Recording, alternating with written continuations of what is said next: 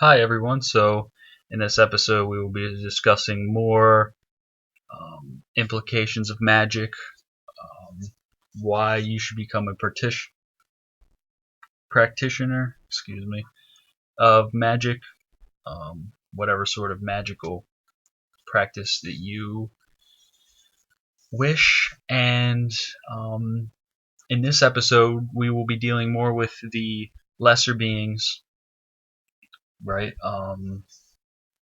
The 72 Goetia spirits that were essentially locked into a seal, if you will, by King Solomon. And so, right off the bat, right, King Solomon, there's debates whether the King Solomon's temple existed, whether it was destroyed by any sort of army at the time. Um, because I mean, you have to understand there were so many different factions back in those days, that even like Machiavelli, right, when he wrote The Prince, there's going to be all these different factions. You're going to have the Italian whomever party, and I mean it's the same thing with these different factions in the Middle East. No one really knows maybe who destroyed the temple, or if the temple even existed. But for all intents and purposes, we'll pretend that the temple did exist, right? And so this temple exists, and King Solomon essentially seals these entities in to his temple, right? And the first being like, are these um, are these demons always bad? How would you call upon them? Would you want to call upon them? And what would be the outcome of such a thing? Now, to begin with, I don't personally believe that any entity is either good nor bad. If you're going to work with magic, you're going to essentially give it its kudos, or else you're not going to be invited to use it at all. So you're going to want to use these different like sigils you can use,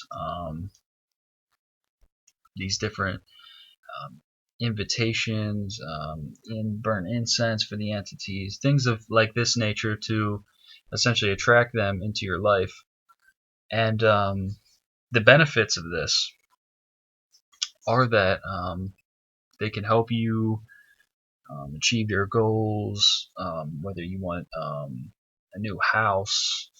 Like Crowley said that um, that wilt shall be the whole. What was it? Something that wilt shall be the whole of the law, or something like that. With this form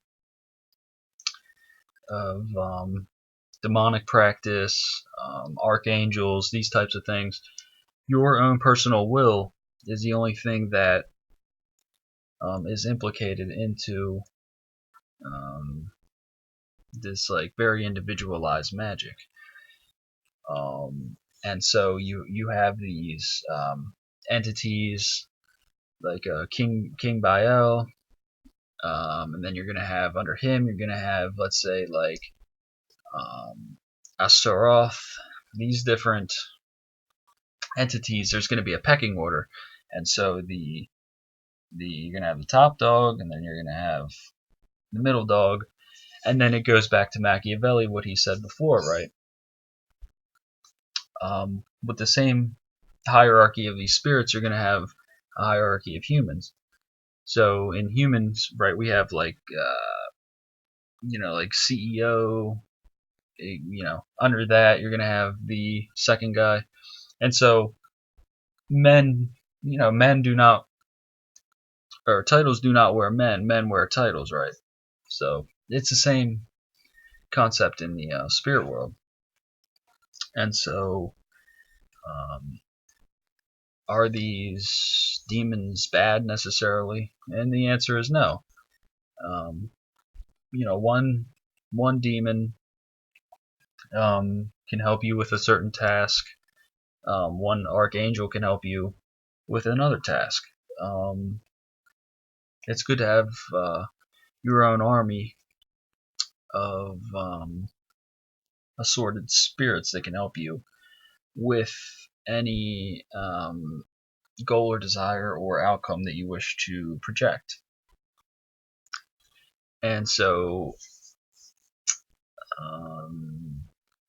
that's what I believe. I believe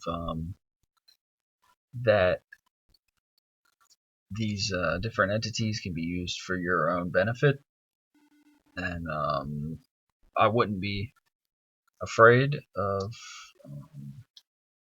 any practitioner magic. I wouldn't be afraid of any of these. What is it, Djinnistan or something, where like in the Islamic world they have like you'll see people doing the call to prayer like oh lo lo lo, and then there's some jinn walking in smokeless fire. I mean, that stuff is true, but I mean I wouldn't fear it too much because I mean they're not. It's not really gonna harm you or hurt you in any real way.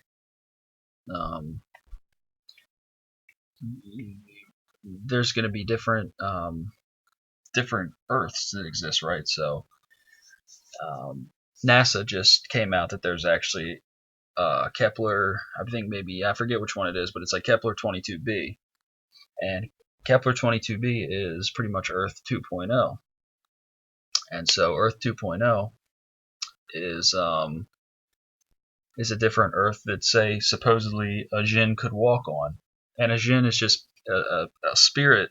It's like a genie in a bottle. This genie in the bottle actually lives in what Edgar Cayce called a parallel Earth. So it's like Earth, except it's straight down the line. It's just a projection of plasma, essentially. And so these beings actually walk on a different Earth, but they're projected onto our planet. And so it's the same concept with any of these other types of demons or whatever other entity you wish to go to. In closing,